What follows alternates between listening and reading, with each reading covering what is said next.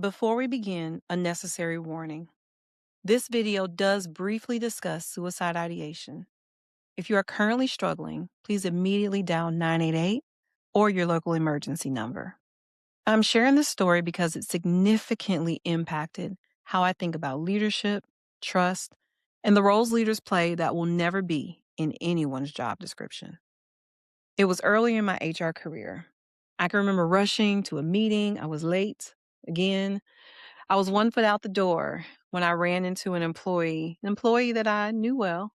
She didn't look right, and I could tell that something was wrong. With a shaky voice, she said she was having bad thoughts. In that moment, the meeting no longer mattered.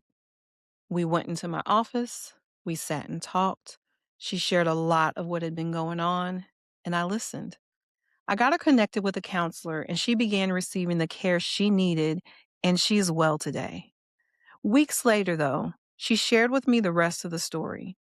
She told me she had a plan and that she only felt comfortable sharing it with me and no one else. Let's be clear, I did nothing spectacular that day. The only one I am impressed by in this story is that employee. What she did took courage. Asking for help, that took strength. I never made it to that meeting. I don't really recall what it was about, and I no clue who the attendees were. But I will never forget that singular experience. You see, as a leader with over 20 years of experience, I've had my fair share of moments that have left me feeling unprepared and even unqualified. Leaders often find themselves in situations they don't feel prepared to tackle, including the personal situations that our employees face. We're not responsible for them, but they're there. Leaders can't save everyone from everything, nor are they meant to carry the weight of everyone's personal challenges on top of their own. Let's not forget that leaders are people too. And those who do try tend to burn out quickly or blur the boundaries. But here is the distinction that matters. There is responsibility for the conditions we create at work. This includes building workplaces where employees feel safe, where they feel connected. See, this employee needed me to be a bridge, and she only crossed that bridge because of the trust that already existed. It wasn't because of policy or processes or hierarchy. I wasn't in her leadership chain. It was trust. This employee's struggles aren't as unique as we would like them to be. People silently drowning at work, people believing they cannot speak honestly, people feeling alone inside full buildings. None of these are rare occurrences. She worked in a large organization. She had a team leader, a direct manager, a next level manager. There was an open door policy. She could have gone to anyone. There was also an employee assistance program. There were so many formal support structures, yet she bypassed all of them.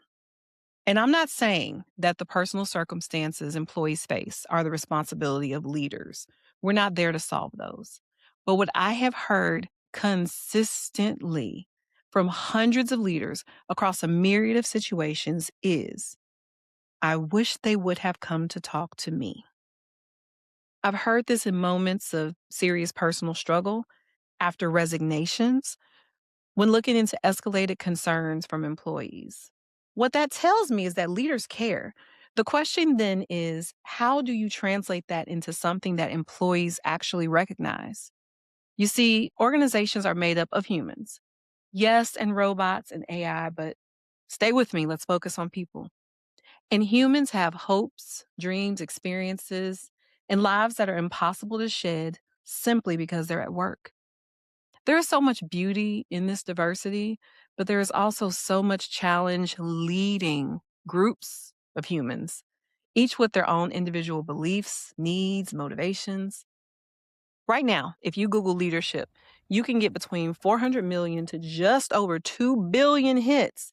We are drowning in advice on how to be great leaders, present video included. So, what would it have taken for that employee to trust any other leader with her truth? Well, what do you know about psychological safety? I know, I know. You hear the term everywhere. It's a corporate buzzword and it gets thrown around quite a bit. but I definitely don't see it operationalized nearly as much as it is discussed. A lot of people think psychological safety means being nice or agreeing with everyone, but that's not it. And at its core, it's simple. Psychological safety isn't about comfort. It's about creating an environment where people can bring enough of themselves to work to be honest, contribute fully, and ask for help without risk of being punished or labeled. When it's strong, information flows early and often. Issues surface sooner and performance improves because people are no longer managing fear alongside their jobs, in addition to managing their life outside of work. And it's built by consistently inviting input and using it, admitting mistakes, and modeling open communication. If members of your team only bring you good news, never challenge your ideas, or make recommendations that counter your own thinking, you might have polite agreement, but you do not have trust. And that means there's work to do. As a leader, you have an opportunity to build something special with your employees. And don't get me wrong, the job of a leader can be very, very demanding.